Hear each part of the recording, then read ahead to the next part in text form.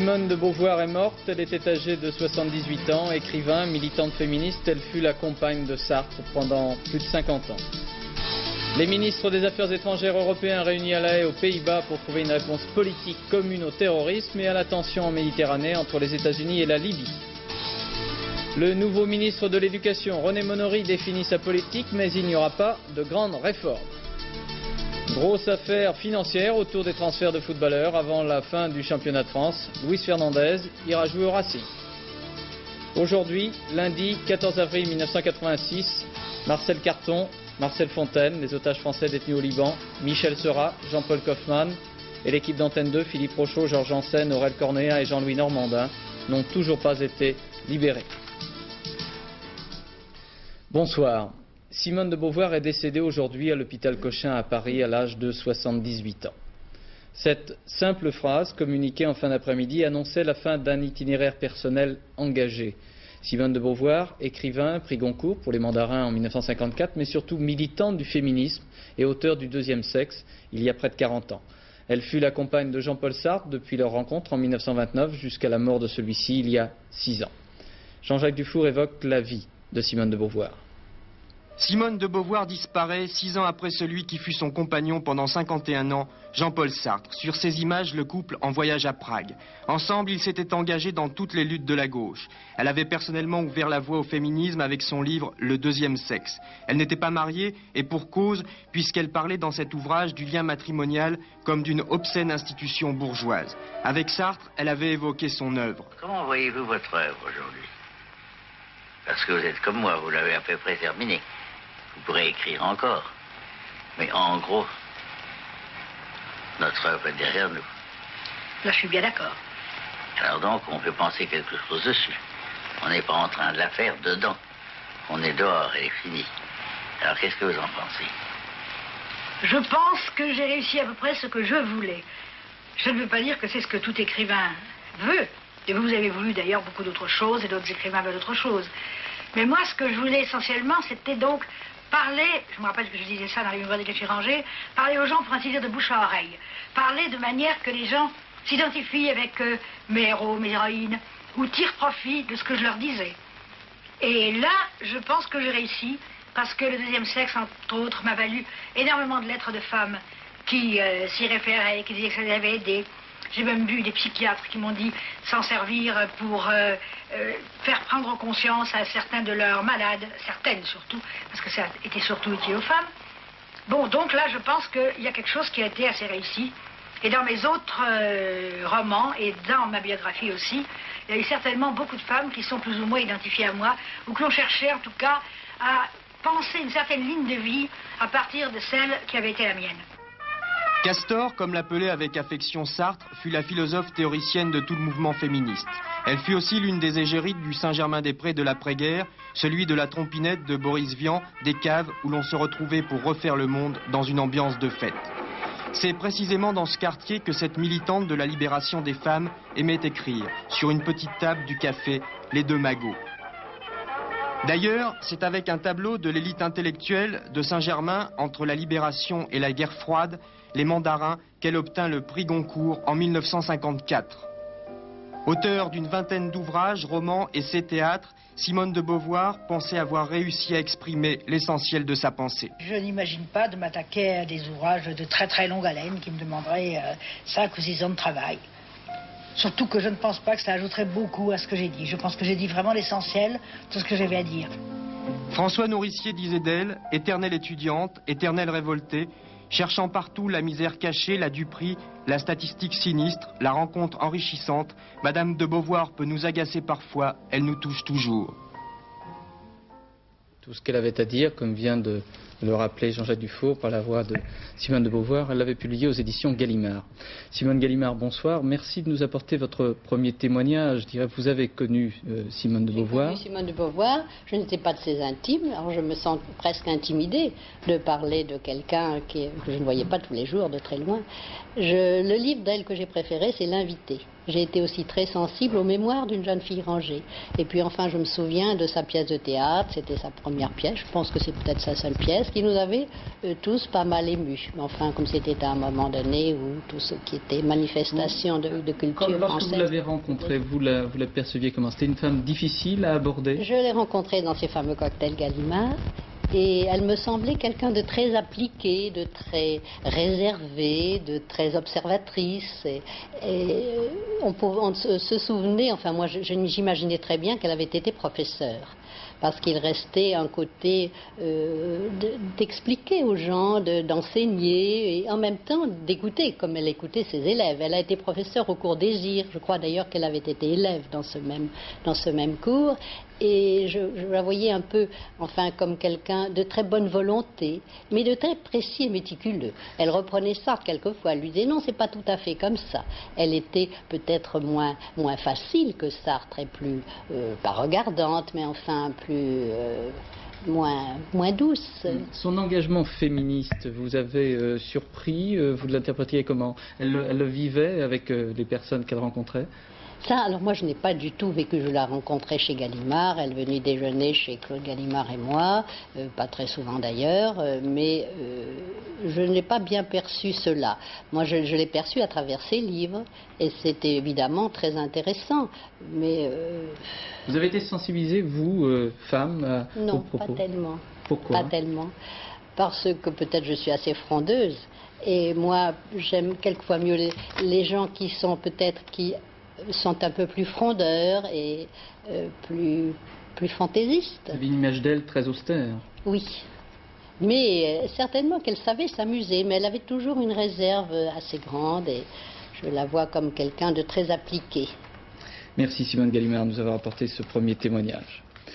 Les ministres des Affaires étrangères des 12 pays de la communauté européenne sont réunis depuis ce matin à La Haye. Réunion d'urgence à la demande de l'Italie et de l'Espagne notamment. Il s'agit de définir une réponse politique commune au terrorisme, mais aussi et de façon plus immédiate d'harmoniser les réactions à la crise américano-libyenne en Méditerranée. La fermeture des représentations libyennes en Europe a été proposée mais n'a pas été retenue. À La Haye pour Antenne 2, commentaire de notre envoyé spécial Édouard Laure.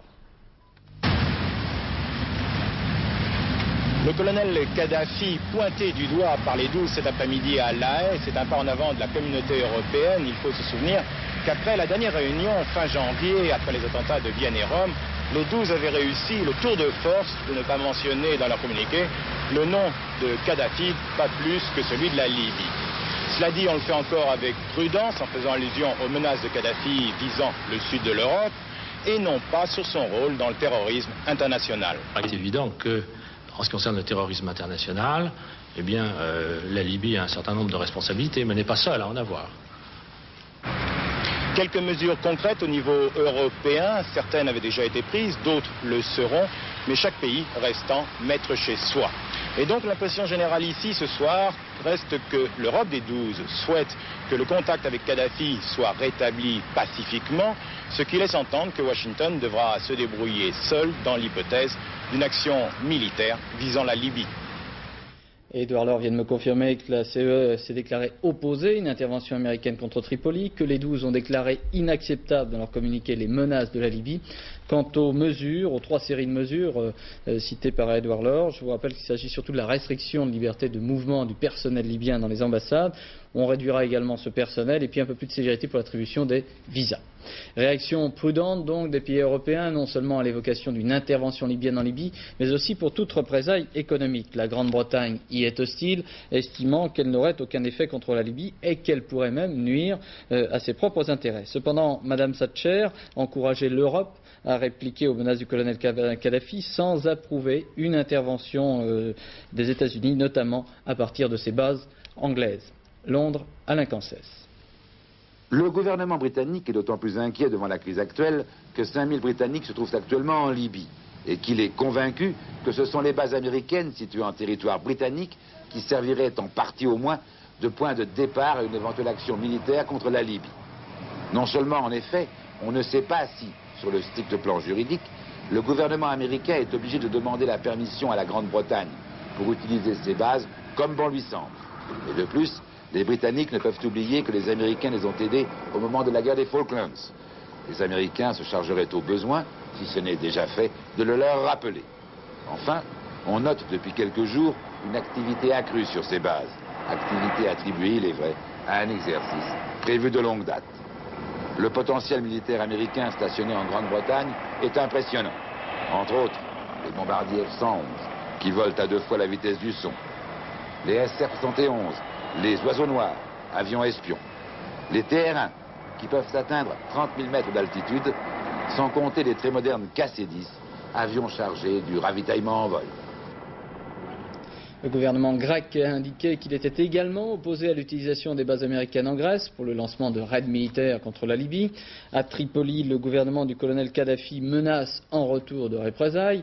L'agence libyenne affirme que des commandos suicides partout dans le monde sont prêts à intervenir. Et l'on a appris qu'au moins 4 religieux avaient été arrêtés en Libye sous l'accusation d'espionnage pour la CIA. À Paris, l'émissaire personnel du président Reagan, le général Walters, ambassadeur des États-Unis à l'ONU, était reçu hier soir par le Premier ministre Jacques Chirac. Officiellement, il s'agit d'un échange de vues sur le terrorisme. Aujourd'hui, le général Walters était reçu à l'Élysée par le président Mitterrand. Pas plus de commentaires à sa sortie du palais de l'Élysée. L'émissaire américain sera ce soir à Rome, dernière étape de sa tournée européenne pour sensibiliser les pays de la communauté aux craintes américaines concernant la Libye. 3 semaines après son entrée en fonction au ministère de l'Éducation, René Monory définissait ce matin les maîtres mots de sa politique. Vérité, efficacité, réalisme. M. Monory ne veut pas de grandes réformes, tout en soulignant qu'il y avait beaucoup de choses à changer pour adapter l'enseignement à la vie moderne. René Monory a présenté une liste d'objectifs qui feront l'objet de décisions concrètes d'ici l'été. Estelle Gouzi en rappelle quelques-uns. J'ai dit l'autre jour en arrivant que je ne serai pas l'homme de la réforme à tout crin, à tout va, que je ne viens pas du tout pour qu'il y ait demain dans l'éducation la réforme Monory. Il y aura une succession de réformes. Et ce n'est pas des réformes du tout pour remettre en cause l'éducation nationale, c'est pour adapter l'éducation nationale aux défis nouveaux. Donc il y aura une section de réformes qui feront peut-être une grande réforme et qui sera d'ailleurs la paternité, on reviendra aussi bien au ministre délégué, aux 2 secrétaires d'État et à moi-même. Je ne cherche pas dans cette affaire à tirer le beau rôle, je dis seulement qu'il y aura forcément, ici ou là, de la part des syndicats, de la part, je dirais, des habitudes ou des traditions, telle ou telle réaction. Ben, je suis prêt à en supporter l'impopularité, mais je changerai des choses. Objectif rappelé par M. Monory au cours de notre journal d'antenne de midi, interrogé par Estelle Gouzi. L'Union nationale interuniversitaire, l'UNI, se félicite de l'abrogation de la loi Savary sur l'enseignement supérieur, mais le Comité national d'action laïque, qui est le syndicat national des instituteurs, estime que les mesures en faveur du privé sont un coup bas porté au service public. Quant à la Fédération de l'éducation nationale, elle se contente de noter le style, je cite, lénifiant et patelin de M. Monory, qui semble bien décidé à appliquer le programme UDF-RPR. À M. Monory, ce matin, les questions n'ont pas manqué, concernant notamment les rythmes scolaires, peut-être un samedi et un dimanche complet de repos, et puis sur la carte scolaire, c'est-à-dire la liberté d'inscrire ses enfants là où on veut. Plusieurs expériences ont été menées en ce sens ces dernières années en France, mais elles étaient limitées. Ainsi, à Dijon, l'expérience était réservée à l'entrée en 6e. Reportage Estelle Gouzi, Gilles Deblair. Quand les portes s'ouvrent, les parents choisissent leur collège. À Dijon, 700 familles ont fait jouer ce nouveau droit. Elles ont préféré pour leur enfant un autre collège que celui prévu par la carte scolaire. Pour les établissements, cette expérience nouvelle de la concurrence est une petite révolution. Certains sont délaissés, d'autres plébiscités, même si la plupart maintiennent leurs effectifs. Au collège Rameau, c'est l'hémorragie, 71 familles sont parties. Abasourdi par ce record, le responsable s'interroge. Il peut effectivement amener les enseignants à prendre conscience qu'il y a une image de marque à développer et donc à être beaucoup plus sensible à cette image de marque. Et donc à faire en sorte que le projet de l'établissement s'enrichisse pour de meilleurs résultats. L'image du collège est mauvaise, pourtant ces résultats ne suffisent pas à l'expliquer. Mais en l'absence d'informations précises, la rumeur tient lieu de référence. Au collège de béton de la banlieue, certains habitants du quartier préfèrent ceux du centre-ville, jugés plus rassurants, plus attractifs. Et pour leurs enfants, les enseignants sont les premiers à utiliser ce nouveau droit.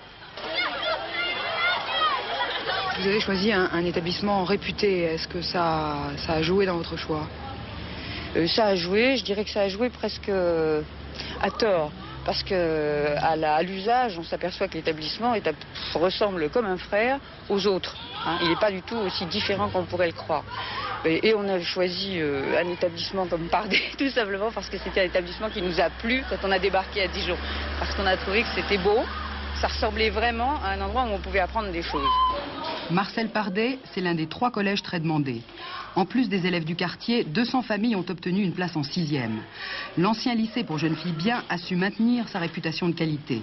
Un corps enseignant stable, en majorité des agrégés, des options rares, russe ou allemand première langue. Une vitrine alléchante qui attire les parents. Il y a des lycées qui ont des bons résultats et il y a des lycées qui ont des résultats moins bons. Ce sont des choses qui finissent par se savoir, même si on ne donne pas toujours les chiffres, et que les parents sont évidemment sensibles à ce genre de résultats.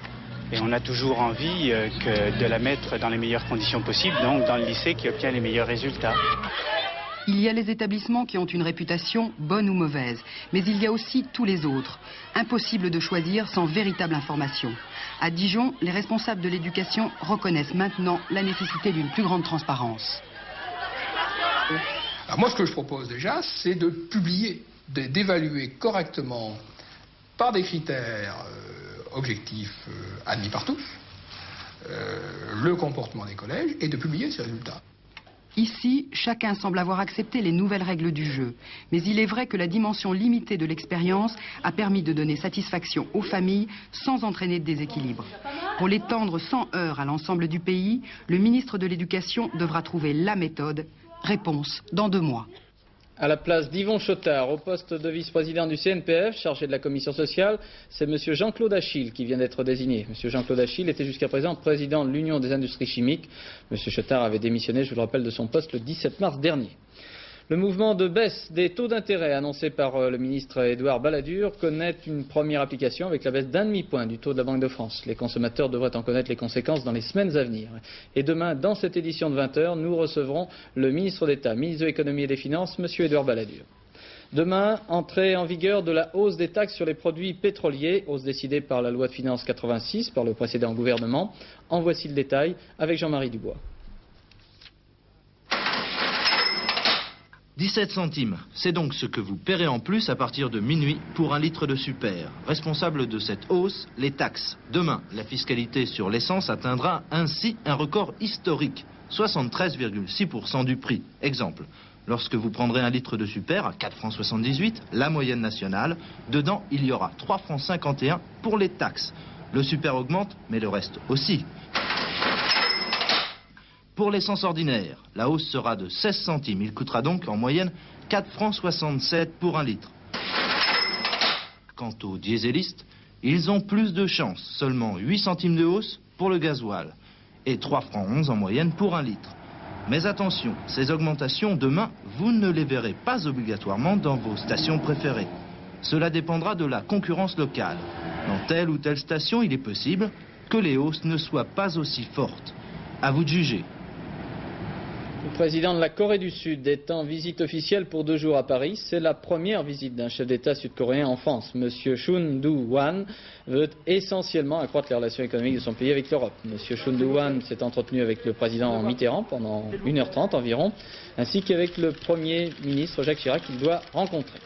Mais l'arrivée du président sud-coréen à Paris est aussi l'occasion pour ce dernier d'obtenir une sorte d'appui pour son régime. En fin d'après-midi, près du Trocadéro, à Paris, le Parti communiste appelait à une manifestation. 1 millier de personnes se sont rassemblées.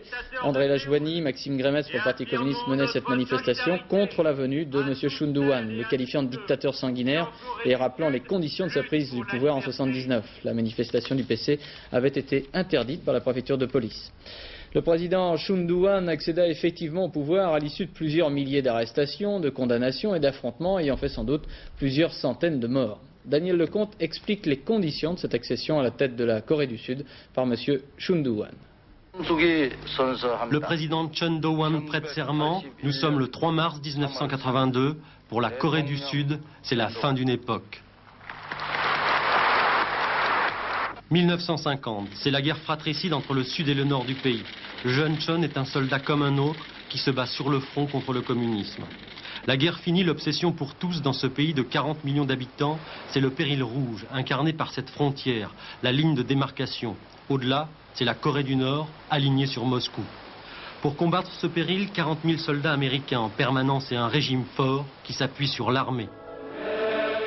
C'est donc d'abord là, dans l'armée, que le futur président va construire son destin. Académie militaire, commandement d'un régime d'élite coréen pendant la guerre du Vietnam et pour finir, la direction des services de renseignement. C'est ce poste clé qui va lui permettre d'arriver au pouvoir à la faveur d'un coup d'État en 1979. Au départ, Chon n'est pas différent des autres dictateurs qui se sont succédés avant lui. Arrestations en masse, muselage de l'opposition, licenciement des fonctionnaires, des journalistes ou des enseignants. Puis peu à peu, le régime commence à pratiquer une politique d'ouverture encouragée par Washington. Ouverture économique d'abord, une main-d'œuvre bon marché et docile, 54 heures de travail hebdomadaire en moyenne. Résultat, Séoul devient le 13e exportateur mondial.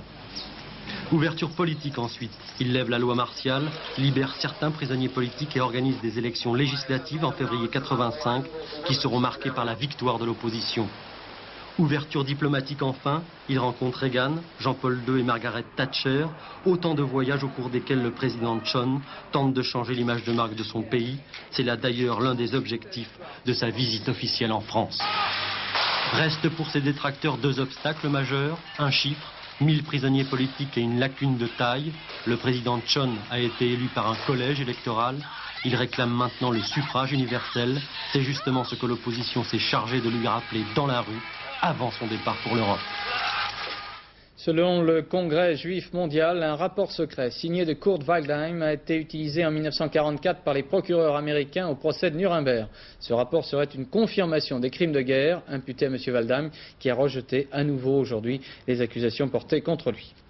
En Afrique du Sud, la police a annoncé que 14 Noirs avaient été tués au cours d'émeutes ces 2 derniers jours à travers le pays. À Pretoria, le poète Predan Breitenbach, français d'origine sud-africaine que l'on voit ici, a violemment pris à partie la minorité blanche qui se maintient par la répression. Predan Breitenbach effectue là sa première visite en Afrique du Sud depuis 1982. Il y fut détenu pendant 7 ans. Son recueil de poèmes écrits pendant cette détention vient de se voir décerner un prix qu'il a reçu à Pretoria. En France, Bernard Stasi, député CDS, a déclaré qu'il ne voterait jamais une mesure aussi stupide que la peine incompressible de 30 ans annoncée par M. Chirac. Selon M. Stasi, c'est une mesure qui n'existe nulle part ailleurs et qui a été inventée pour satisfaire une opinion mal informée. Aux assises de Paris, au procès de Lionel Cardon, dont le verdict est attendu mercredi soir, c'était aujourd'hui les plaidoiries de la partie civile. Compte rendu, Paul Lefebvre. L'heure des parties civiles, des victimes, n'est jamais facile en assise pour un accusé. Aujourd'hui, le regard de 2 femmes n'a pas quitté Lionel Cardon, la mère et la femme du brigadier Claude Auchard, abattu par Cardon dans le bois de Boulogne. Et surtout, la voix rocailleuse de leur avocat, Henri-René Garot. Qu'est-ce que vous nous racontez avec votre tir instinctif? Vous, Cardon, vous êtes un champion du tir préventif. En réalité, vous ne vouliez pas retourner en prison, vous avez visé et tiré 2 fois. La vie de ce flic, comme vous dites, pesait moins lourd que votre liberté. Calomnie fasciste, crie alors Cardon, qui une nouvelle fois explose. Auparavant, 2 phrases d'avocat qui résument bien les débats. D'abord, Bruno Ceccarelli pour Annette Kahn. Dicter un papier à un journaliste avec un revolver, c'est un droit de réponse? Ensuite, Denise Mialou pour un policier blessé. La légitime défense pour vous, Cardon, c'est tirer sur des policiers en se protégeant bien sûr derrière une femme. Cardon n'arrête pas de prendre des notes, il veut intervenir longuement à la fin des débats. Demain, réquisitoire, verdict, mercredi soir. L'homme d'affaires israélien Samuel Flato Sharon, qui a été arrêté en Italie au mois d'octobre dernier, puis remis en liberté sous caution, s'est enfui. La France avait demandé son extradition. Sport, football, c'est fait. Luis Fernandez, milieu de terrain de l'équipe de France et capitaine du Paris Saint-Germain, a signé un contrat de 3 ans au Racing Club de France de Jean-Luc Lagardère. Luis Fernandez est âgé de 26 ans. Il n'a pas confirmé les chiffres de dizaines de millions de francs de son nouveau salaire. Ce sera sans doute l'un des plus gros transferts du football français de cette saison, mais le marché reste ouvert. Enquête d'Alain Vernon. Luis Fernandez, c'est une star du football français que les clubs européens veulent acquérir pour renforcer leur jeu et gagner dans d'éventuelles Coupes d'Europe. Fernandez le sait, alors un transfert se prépare de 2 façons. Première méthode, convaincre sur le terrain de sa valeur. Fernandez plaît parce qu'il donne toute son énergie au football et son palmarès vient en plus de s'enrichir. Il est champion de France avec Paris Saint-Germain. Fernandez n'a plus qu'à attendre la surenchère des clubs. L'ancien bambin des Minguettes vaut aujourd'hui plusieurs dizaines de millions de francs. C'est un peu aller trop loin, c'est un peu un manque de respect vis-à-vis des gens que je dis toujours, qui ont un mal fou à faire vivre une famille, à élever des enfants, car j'en connais le principe. J'étais là dans mon enfance, et quand je travaillais en usine, je voyais les gens, le mal qu'ils avaient pour gagner de l'argent. Alors je crois que quand on parle de ce chiffre, ça fait dépasser un peu le stade. C'est pour ça qu'il faut savoir rester quand même un peu plus en retrait et de ne pas donner de chiffres extravagants. En fait, comme tous les internationaux, Fernandez, champion d'Europe euphorique, est paradoxalement très pudique sur le montant de son transfert au Racing. La deuxième méthode pour réussir à mon transfert, c'est celle de Tigana. Il écoute les sirènes et choisit finalement la fidélité monnayée à Bordeaux. Le futur avant-centre du Paris Saint-Germain, Jules Bocandé, n'a pas encore de palmarès. C'est donc ses qualités physiques, sa jeunesse, sa technique qui séduisent les clubs. C'est aussi le cas de Philippe Vercruis, le Lensois, demain bordelais, des jeunes qui vont doubler voire tripler leur salaire. Bon, il y a beaucoup d'argent en jeu, c'est sûr, mais le sport et le football surtout est avant tout un spectacle. Déplace les foules, je veux dire, pourquoi pas. Transfert égale argent, l'argent que l'on trouve à l'étranger. La vedette yougoslave Vujovic a choisi Bordeaux. Tiens, Tigana a sans doute fait le bon choix. Et pour la météo de demain, on retrouve Laurent Boussier. Oui, et côté météo, ça bouge, ça n'est pas encore l'été, à peine le printemps, et pourtant ça bouge. Nos ennuis, comme notre salut, viennent de l'ouest. Regardez la photo satellite avec une magnifique dépression au large de l'Irlande et 3 perturbations. La première était sur la France, elle va s'éloigner vers l'est. La deuxième était sur l'Angleterre et sur l'Irlande, elle va venir demain sur la France. Et la troisième est sur l'Atlantique, nous l'attendons pour dans 48 heures. Alors évidemment, il y aura encore des nuages demain, donc il y a des nuages sur la carte du temps prévu.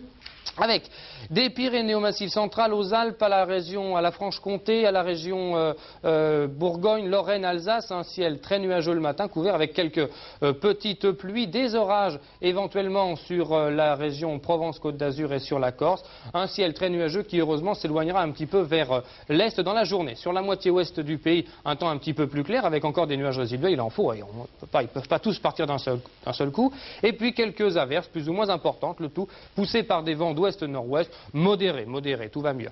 Par contre, où ça va mieux, c'est côté température. Regardez, c'est pas encore le printemps, je vous le disais, mais on se rapproche petit à petit des normales saisonnières. De 12 à 15 degrés sur la moitié nord, ça va nettement mieux, et de 15 mais jusqu'à 17 degrés sur la moitié sud, 17 degrés à Biarritz, et à l'autre extrémité, 17 degrés à Bastia. Vous voyez, ça va un petit peu mieux. Ça va un petit peu mieux sur le reste de l'Europe, puisque demain il fera, bon c'est vrai, 4 degrés seulement à Oslo, mais déjà 21 degrés à Athènes. Demain, ce sera le mardi 15 avril, le soleil se lèvera à 7h02, se couchera à 20h40, 3 minutes de soleil en plus, et nous fêterons les paternes. L'actualité de ce lundi 14 avril, je vous rappelle que nous avons appris cet après-midi le décès de Simone de Beauvoir à l'hôpital Cochin à Paris. Simone de Beauvoir était âgée de 78 ans. Dernier journal présenté par Philippe Arroir à 23h avec un débat sur les radios libres et l'audiovisuel. Annick Cogent du Monde et Franck Eskenazi de Libération seront les deux invités de Philippe Arroir. À 6h45 demain Télématin, puis je dois vous signaler, c'est la vie, demain à 18h30, toute une série en Corse toute cette semaine. À demain 20h. Bonsoir. Merci.